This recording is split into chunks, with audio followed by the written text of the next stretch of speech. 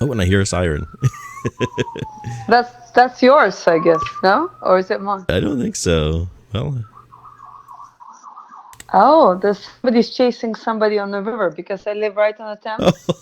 The police chasing somebody on the river. oh no. That's crazy. Yeah, just blasting past. Yeah, I All can right. show you. Oh yeah, yeah. Please It's do. for real. You know, it's for real. The police is chasing somebody. Um, I can show you. Wait, how do I turn the camera? There's no way to turn the camera, but Oh, there we go. look, Yep. I see it. it's just behind me. It's right Oh there. wow. Yep. So big the big boat here, and the police is right there. Small boat. Yeah, they're literally chasing somebody. It's I'd crazy. like to know the story behind Yeah, that. yeah. All right. Well, it's first of all, I want to thank you Okay. for coming on the show. I really appreciate it. This is great. Thank you I for asking me. Yes, I've been a big fan of your videos, and particularly the world record video. And my co-host and I talked about that on another show, and it was just amazing. So we'll talk about that in a little bit. First of all, start off, I guess, at the beginning. So you were introduced to classical piano at a very young age, were you not? I was. My mom was my teacher. Oh, she was. Okay. Yeah, And yeah. she sort of like had your future predestined for you. Yes, she kind of wanted you to be a classical pianist. Well, yes.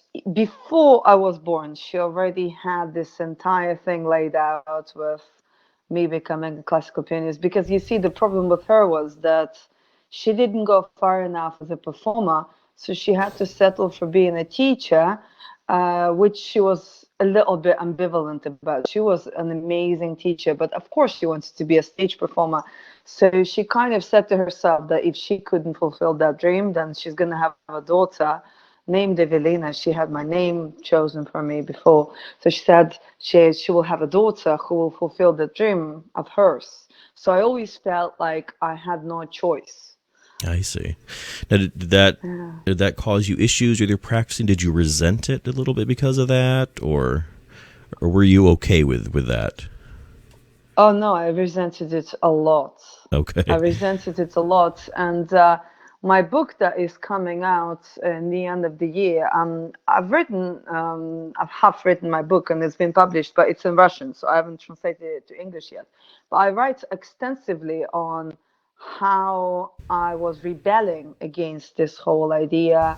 And even though I was kind of half saved by my talent, which kind of emerged very Hmm. early on, but I still kind of resented the fact that I had no choice. I would run away, try and do other things, but my mom would always bring me back to music. So I guess until the age of 14, I was, kind of very on the verge of not quitting, but kind of like I was trying to try new things, other things rather than music. Right. And you Yeah. discovered jazz at what, about 7 years of age? That's right. That's right. My mom's best friend showed me Blue Moon. Okay. He actually just died 6 months ago, so Hmm. it's been a period of loss the last few years. But he showed me how to play Blue Moon, and I fell in love with jazz straight away. And in Soviet Union, there was not much jazz, Right. in the early 80s. Obviously, there was no American music, or whatever was coming in was a rarity, so this guy, my mom's friend Boris, he was my only source of something that is not classical. Hmm. So he showed me what he knew, and it was really like this is when I started falling in love with music, when I heard jazz. And to me, the symbol of jazz music was saxophone. So when I Hmm. was 12, I asked my mom to take up saxophone with another teacher at school, and I went from grade 1 to grade 6 in 2 years on sax. Wow. Yeah, yeah. That's amazing. So talking about jazz in the Soviet Union being rare, was that because the state didn't want it, or just that wasn't the focus? Because jazz was considered to be a representative music of the rotten West. Yeah. you know, they had a saying: today he's playing jazz, tomorrow he's gonna commit treason. Oh, that's good. Yeah, because jazz was like American, and Right. America was the enemy. So I have to tell you that there were lots of Soviet performers that were kind of jazz influenced, Hmm. but they were not supposed to say that they were jazz influenced Right. or something like that. So we were kind of pretending Gershwin wasn't there and things like that weren't there. Oh, Yeah. that's good. But despite this love of jazz, you still continued on with the classical training. Yes, I still had no choice. I went to college when I was 14, and my mom made me quit sax because in those days, multi-instrumentalism was not considered professional. It was Okay. considered like you're spreading yourself too thin. So you were not supposed to study another instrument. So they made me quit sax, and I went to study just classical piano and everything to do with classical piano. But things have changed in college a lot for me because suddenly I was like the best. So the classical music didn't seem that bad anymore. Right. Yeah, I was going to say that Yeah, you participated in a lot of competitions while you were studying at the music yeah. conservatory at Dnipropetrovsk, including coming fourth out of hundreds of students in the state Chopin competition, the silver medal in the National Contemporary Ukrainian Composition competition in Kiev, first prize in the conservatory Chopin competition with Chopin's first concerto. So you obviously did a lot. And all that practice probably seemed like something of a curse back then, but I'm guessing you're grateful for it now. Oh, absolutely, absolutely.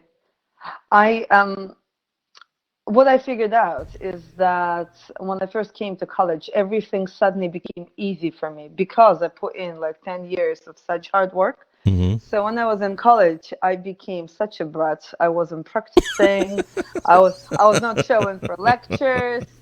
I was like, I suddenly went because I was in a different city, so nobody was controlling me. Right, Soviet Union fell apart spectacularly in 1991. right.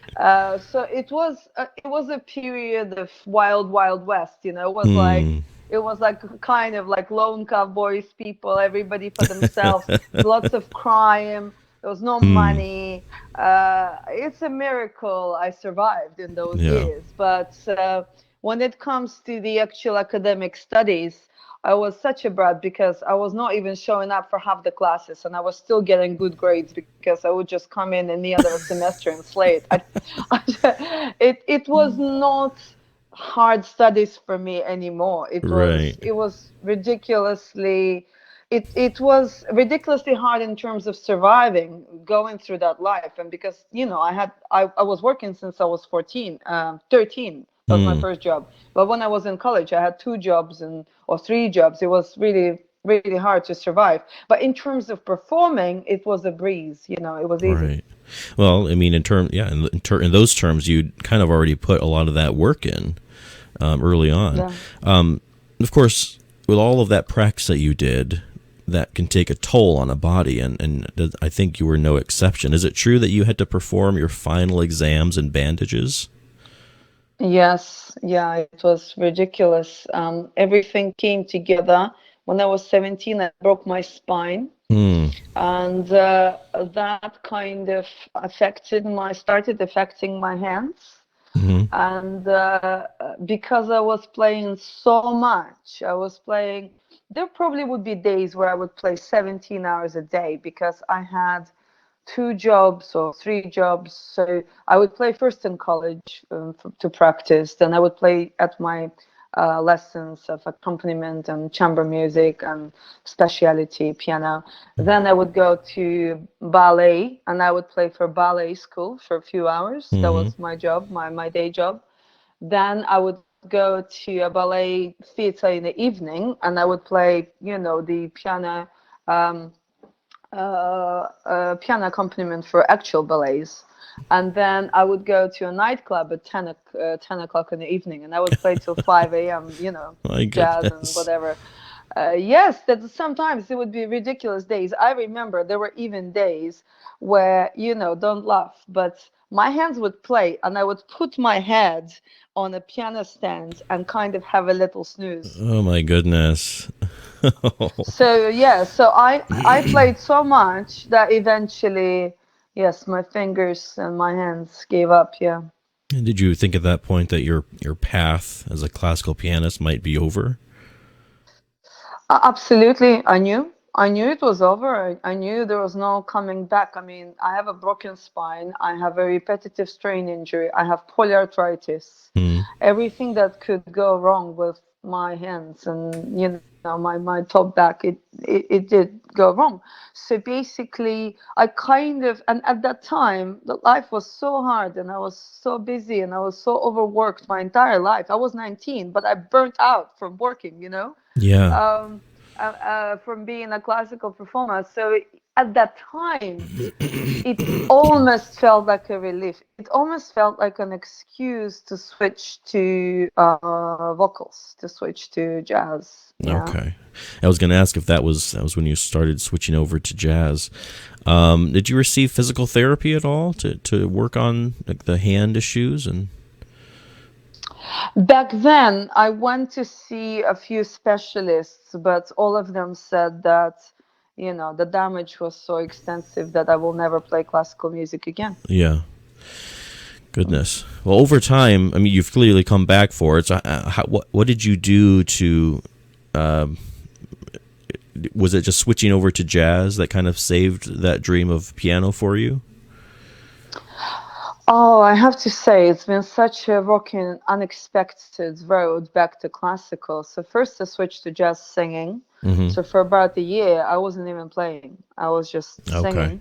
Then I added, some, non-vigorous jazz playing, Right. and for a few years I would get by on just doing purely jazz. Then I started missing classical music, so I started adding just a little bit of a Chopin here and there, maybe a little bit of Scriabin, a little bit of Mozart, those things that don't break your hands too much, but Mm-hmm. it was still a little bit too much for me. So I started thinking, what if I compose music that is kind of pseudo classical, but that Mm-hmm. is easy for my hands to play? Right. So I've always written music, but I didn't consider doing it kind of professionally full time. But maybe like at 20 something, maybe 24, 26, I started thinking, oh, let me start and kind of compose things I can play. So this is where my writing started, which I'm grateful for now, for the whole journey that kind of Right. brought me here.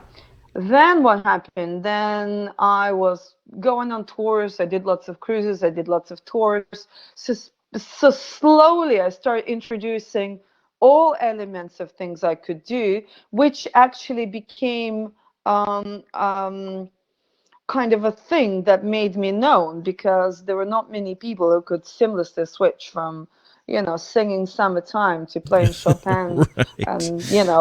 and and then playing my own music. So for me, it worked out in a way that I became a person to go to if you wanted various things in a gig. Right. Um, so I became quite multifaceted. And then what happened was I went to US on tour with Disney, of all Mm. things, Mm-hmm. bizarrely. Yes. I was the first person since Stravinsky to play classical music on Disney. Wow. Yeah, weird. That's Yes, great. yeah. Yeah, so I went to tour with Disney, and I played. I like they gave me my own concerts of my own music and some classical music, and they really encouraged me. And what happened? I threw out my back, and I came back to London completely broken. I couldn't work, I couldn't play, I couldn't sit up. So I found a physiotherapist to help me with my back. Okay. And for 4 months, I was out of work. 4 months, I couldn't play, I couldn't move. So all I did every second day, I would get on a train and very slowly go see her. Mm. And we became friends. And eventually, I talked to her about my hands, and I said, "Oh, what a shame, because I want to go back to classical music, but my hands are fried." And she said, "Nonsense, I can fix your hands." Wow. What did Yes. that feel like to you?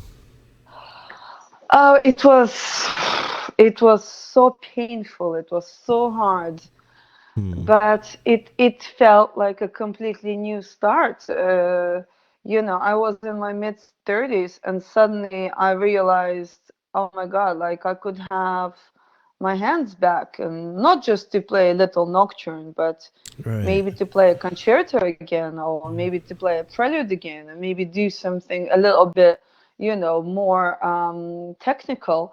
And it was very painful. What she had to do was very painful. But this is when I truly learned the meaning of blessing in disguise, Hmm. because if I didn't throw out my back, I would never meet her. Right. And if I didn't have to go see her for a whole 4 months, we'd never become friends. And if we Hmm. didn't become friends, we wouldn't be sharing everything about our lives. And I wouldn't even get on into this whole hand situation, because in my head, it was like done and dusted. That's it. I'm never going back. Yeah. But apparently, it was just because I gave up and I didn't look for cure, and the cure was there, Yeah. 70% cure, but still a cure. You're right. Yeah. Absolutely. Yeah. That's great. It's crazy how the paths of our lives can take us in various directions we never expect, never thought of. It's so interesting to me. So over time, you've developed that unique style, which you refer to as class. So part classical, part jazz, and you kind of explained how you came up with that style. So let's talk about your recent adventure in the Himalayas. How did this crazy idea even take shape? Yes, crazy is the right word for it. My mom passed absolutely unexpectedly about 2 years and 2 months ago, Hmm. and it was extremely shocking and unexpected, and I was numb with grief. I was absolutely broken because of how our relationship started transforming, and how much we were giving each other in the last 5 years. And me finally realizing I can learn so much from her, Hmm. because I've become a teacher myself, and I just started discovering my mom as a teacher all over again, without this childhood resentment. Right. Yeah. Now I only started appreciating the unbelievable wisdom and knowledge and years of experience, and the most out of the box thinking that she had. And she didn't even Google things; she just knew things. It was unbelievable.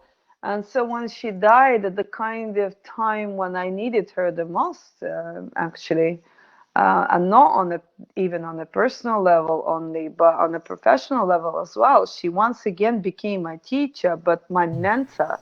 Hmm. Um, so it was extremely painful for me. I didn't know what to do with myself. And one day, I bought a clavinova. I bought a really nice clavinova, and a very unique color, mahogany, kind of dark rosewood color. And I couldn't find a chair. I went everywhere in London, and I couldn't find the same color chair. Well, for the money I was prepared to pay. Right.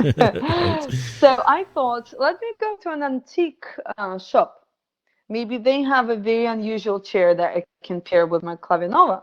And I remember there was this very old, dusty piano shop with scratched up pianos. And I thought, oh, they're bound to have like 1930s interesting piece of furniture I can use for my clavinova. And I went into this shop, and it was empty, completely empty. You can see dust bunnies in the air, and I see this beige piano. Like the first thing I saw when I walked in was empty, and what I see is a little beige baby grand piano. It just struck me as like, what beige piano? You don't always go to places and you see beige pianos. No. And it had a magnetic pull, this piano. Like I saw it and I instantly fell in love with it. I was like, what is this baby grand? And then I was like, hello, hello, hello, in the shop, nobody's there.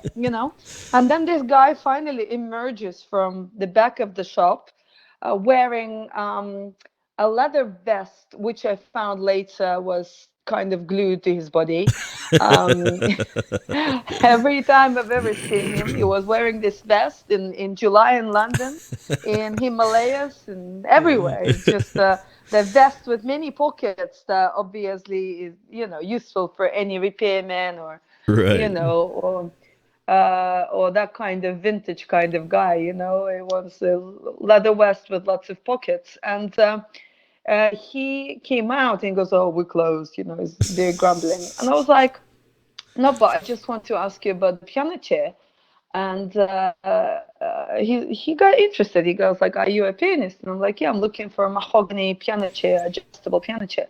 And he said, "Well, we don't have one." And then I said, "What is this piano?" And he goes, "Well, go and play." And I went to the piano, and I could have played lots of things. I could have played anything. But the piano called on me to play second nocturne, E flat Chopin nocturne that Mm. everybody knows. Yeah. And so I'm playing this nocturne, and this guy suddenly his face changes, and he goes, "Oh, you're playing like my grandfather." It was so funny. I was like, what do you mean? And he's telling me this crazy story how his grandfather was a famous lounge pianist who also could switch seamlessly from classical to jazz, and he was booked to be a pianist on a Titanic. Oh my goodness. Yes, and the grandmother, the day before the contract, had a dream that the boat's gonna sink. Oh wow. Yes, and she fell on her knees and she said, she grabbed his legs and she wouldn't let him go on the Titanic. So the guy, he had to miss his contract. They had to get a stand-in, and so his grandfather was, performing in London. He was known for his unique style, and Desmond now says, Desmond O'Keefe was the shopkeeper's name. He says, "Oh, you're playing like my grandfather in that kind of style of a person who's influenced by many different genres." Yeah. And so we became friends. And maybe 3 days later, he offered me the Himalayas idea. What was your Yeah. first reaction when he brought it up? I tell you what, I didn't even wait for him to finish the sentence. He goes, "Would you like to go to Himalayas and play the highest ever piano con?" And I was like, "Yes, yes, I would. Yes, tomorrow, today, anytime." I just I just had no doubt in my mind, because in my other life, I'm a coach. I do peak performance coaching. I do music therapy. I've done extensive therapy on myself to kind of get over the damage of my childhood. Yeah. So basically, I'm very attuned to things that are right. I am aware of how to make choices.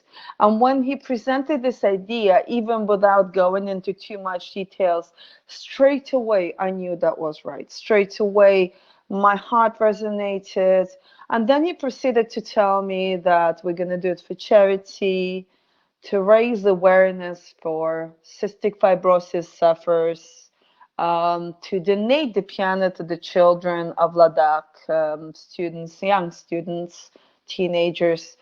He proceeded to show me that he's done similar projects before. He already brought a piano to the children in Ladakh before, to Zanskar.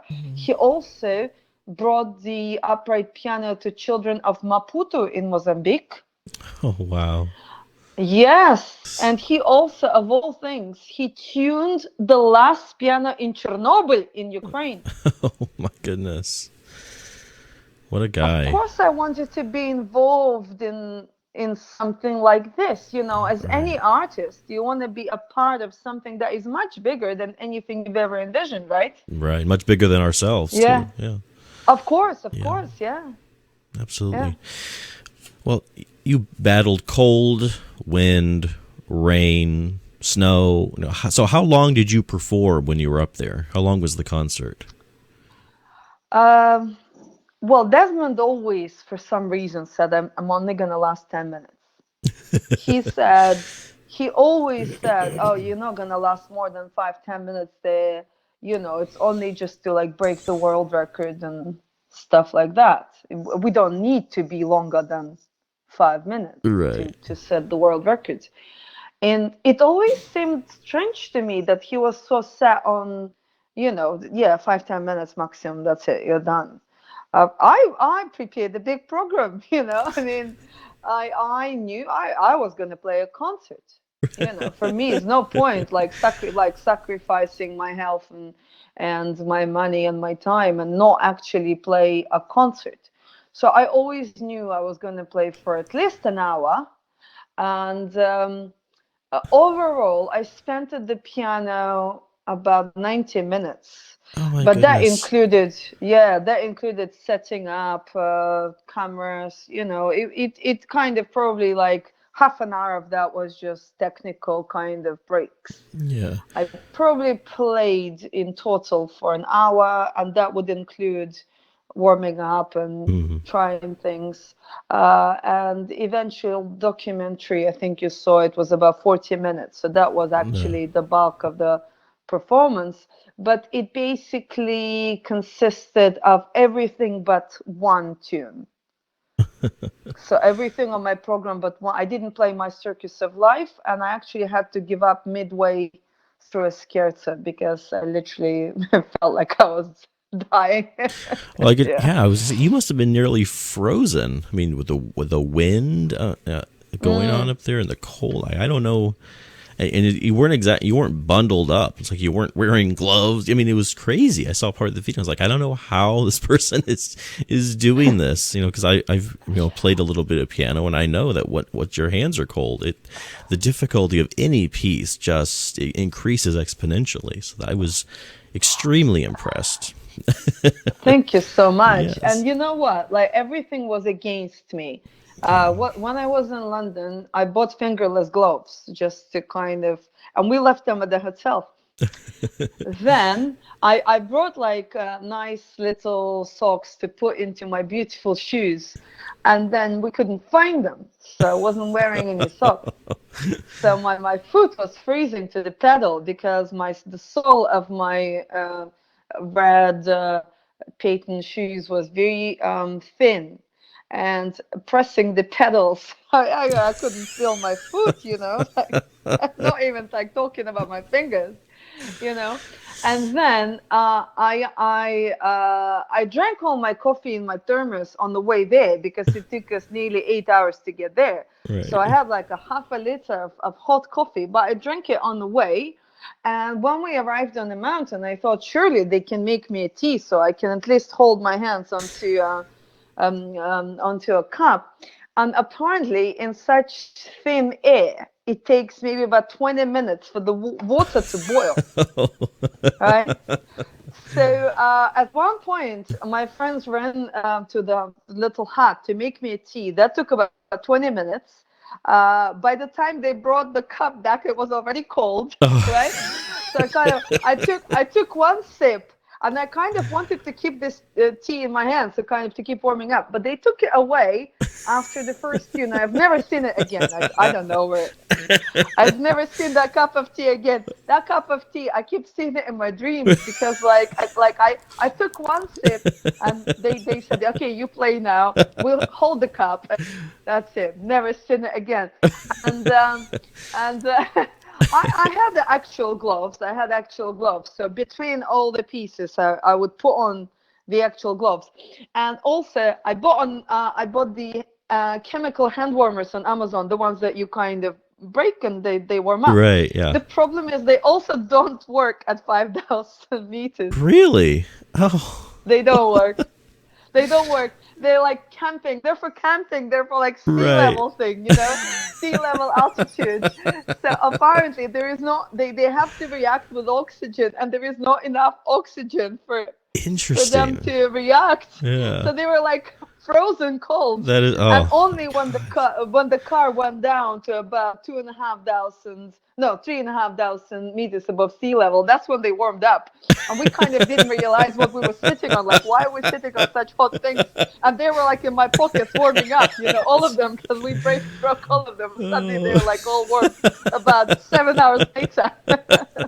So everything was against us. The weather was changing every 5 minutes. It made me realize, because I love mountaineering documentaries, I love mountaineering movies, books. I'm fascinated. I'm not a rock climber. I'm a hiker, but I'm not a rock climber. But I'm fascinated with people climbing Everest. I've read everything about Everest, and I met people who've been on Everest and who've been in Everest disaster and stuff like that. hmm And you always hear from those people how unpredictable the weather is at the high altitudes, right? hmm You always hear those horrible stories about people setting up on their final climb in perfect weather, right? right, Sun yeah. shining, it's not too cold, right? 5 minutes later, half of them are frozen to death because of this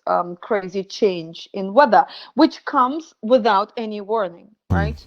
And it's one thing to read about it or to see the movies about it, but then to experience as not as harsh, but a kind of similar chain of events, it's surreal. You're not prepared for that. You like, Yeah. I didn't know what was going to happen. I thought it might be cold. I was trying to presume what it's going to be, but what I wasn't prepared for is every 5 minutes the weather would change. Oh It man. was unpredictable. When we arrived, it was okay. It was sunny. It was bearable. Within 5 minutes, it's raining. 5 minutes later, it's hailing. Oh my The hail is as goodness. big as a 50p coin. I don't know, $1 coin. Yeah. And then 10 minutes of hail. Everybody's angry. Everybody's like, I'm crying. Somebody's swearing. It was like, what we're gonna do? It's hailing. Right. It's hailing.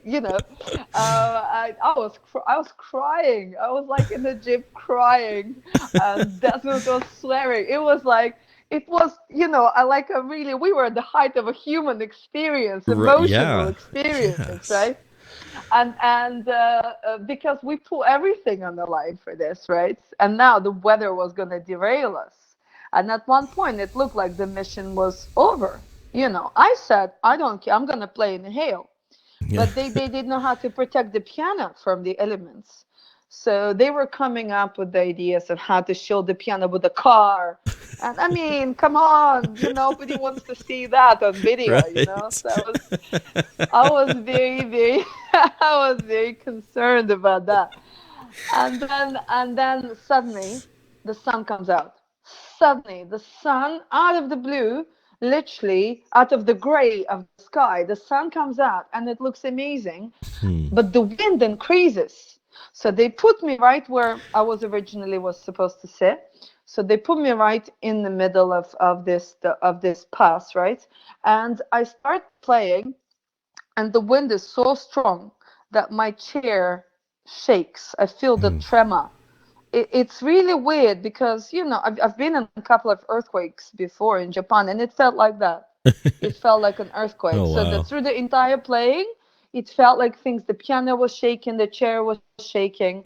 Yes, but fortunately, it didn't rain, and but the wind kept increasing and increasing and increasing and increasing. So what I realized, for me, the cold was not the worst. The wind was the worst, because there was that kind of wind that would penetrate your Oh bones. Like yeah. my Mm. my my joints, they didn't freeze solid. They were kind of, the wind did something to my fingers. It was more of the wind effect than the cold effect. Yeah. Oh Yeah. no. Yeah. Oh, I can't even imagine. Well, do you have any further plans for more world records, or is that enough for you? Oh no, I do. I do. I don't know if you've seen the video where I got featured on a very good French program on Hmm. M6. I I don't think got so. featured along with Einaudi and Metallica. as a brand of extreme concerts. So I kind of have to carry, I have to carry on. So Yeah. I have two more extreme concerts in mind, and of course, my main goal is to increase awareness about music education Hmm. and how much music means in our lives. And if there was a major goal in my life, I would like to make music education more accessible so that every kid would get a chance to play an instrument. Whether they choose to become musicians or not, it's another question. Right. But I would like for music education to be as universal as language and math and literature, and for children to be aware how music influences our lives and what would happen if we didn't have any music around, what kind of Right. world we would be living in. And basically, so I would like to continue this kind of brand of extreme concerts to raise awareness about music education, what music means for our lives, and the effect my world record, my performance had on kids is Mm. incredible. Hmm. All my students are inspired. I'm sure. All the like all the children, because I deal with children. I have my own school. And I judge festivals, children's festivals. I present at children's festivals. So the children, of course, are the biggest fans of the Guinness Book, right? Yeah.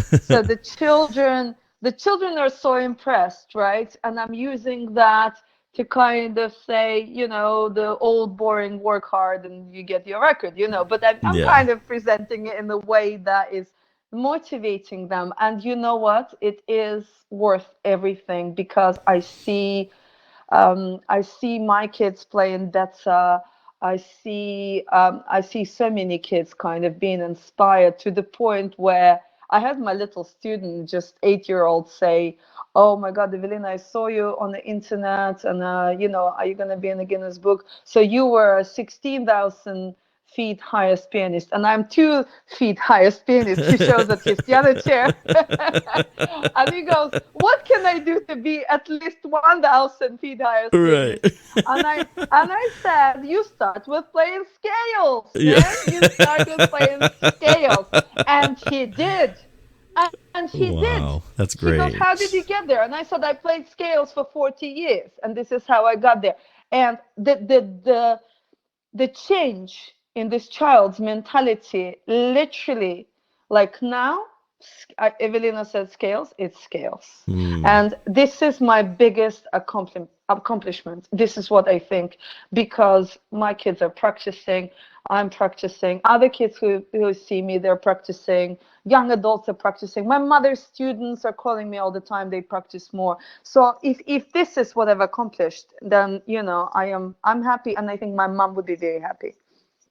I I know she would, and Yeah. I can't say enough to compliment you on what you're doing. I mean, it's one thing to break a world record just for the sake of it, but to do it first of all for a cause, and then to understand that by doing so, you can accomplish something so much bigger than yourself. Because I know here in the U.S., there's a big push for STEM education, science, math, and this kind of thing, and all that's very important. But one thing that does worry me a little bit is that with the emphasis on math and those sorts of things, we sort of lose some of the humanities, literature, music, art, Absolutely. and those kinds of things. And Absolutely. those are the things that, to me, that's what makes us human. That's what defines our humanity, and helps us to understand other humans and how we interact and the beauty of it all. And so to me, what you're doing is such an amazing, important thing, and I can't thank you enough for it. Oh my God, thank you very much. May I ask you, how did music study influence your life? Oh, well, I think I started playing piano practicing around 10. My mother had a piano, so I sat down and started playing things by ear and without having lessons. And she's like, "Oh, wow, we should get you lessons." And so from then on, I started practicing. And for a while, I was going to be a professional pianist. And then I ran into carpal tunnel syndrome. And Ah, yeah, you know, so unlike you, I let that discourage me. So I haven't pursued that, and then ended up becoming a writer instead, and now hosting the show right. and whatnot. But so it all worked out. But it did teach me a lot about discipline. It taught me a lot about just humanity, because learning Scriab and Chopin and Rachmaninoff. It just, I don't know. There's something ethereal about those composers and about that music. And there's a reason why it lives on generation after generation after generation, doesn't go away. There's a reason why it exists. There's a reason why people love it. There's a reason why it has an effect on us as human beings. And I don't think, well, I know for sure that I wouldn't be the person I am today without that music. I think my life would be a lot emptier. And the thing is that once you have music, you always have it. I mean, that's a gift that never goes away. So my mother gave that to me, and then for that, I'm forever grateful, because that's something I can turn to. You know, when I'm feeling down, I can listen to music. When I'm feeling happy, I can listen to music. It's a constant. It's always there. It helps ground us and anchor us as human beings. And I think that's probably what effect it had on me. Wow. As I feel you so much, because I actually decided now that my status have changed, and you know, I'm more known, and lots of people look up to me. I now realize I have a responsibility to raise awareness of the meaning of music in our lives. Mm-hmm. So I actually I'm thinking less about my own gains and my own money or whatnot, earnings. What I'm thinking more about is my responsibility to even educate some people about what music is in our lives, and how often we take it for granted, and how would the world look without music. And so basically, I'm just opening up a series of lectures on the value of music in our lives, literally free lectures, because I have a piano salon. People can come to my piano salon and hear me talk and give examples of how much music means in our lives, and be enriched by the mere fact that we're lucky enough to hear birdsong in the morning, Right. and to watch a movie with the soundtrack in the evening, and how much the soundtrack affects the movie. You know, Yeah. this is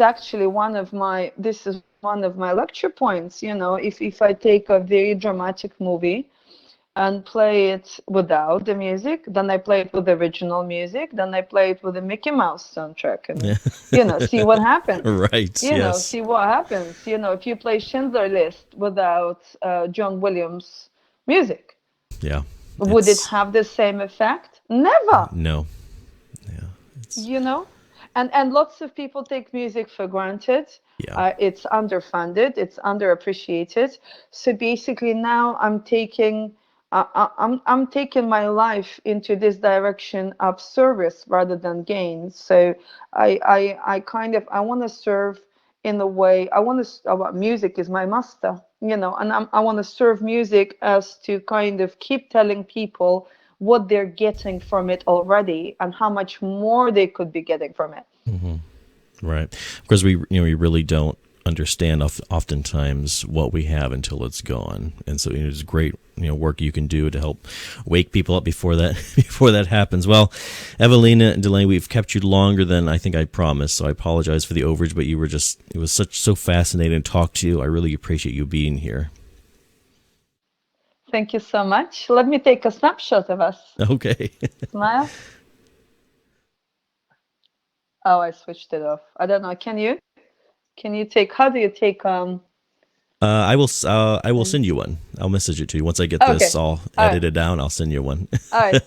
Okay. Thank you very much. Thank you so much. I really, really, really enjoyed it, and I didn't realize we had a part of our history in a similar way. Yes, You know? it's so interesting. Yeah. So I found your story inspiring on a personal level. So I've experienced, not to the extent that you did, but I did know what you're talking about. So it rang true for me, which is one reason why I was so excited to have you on the show. I really appreciate it. Incredible. Enjoyed it so much. Have a good day. You too.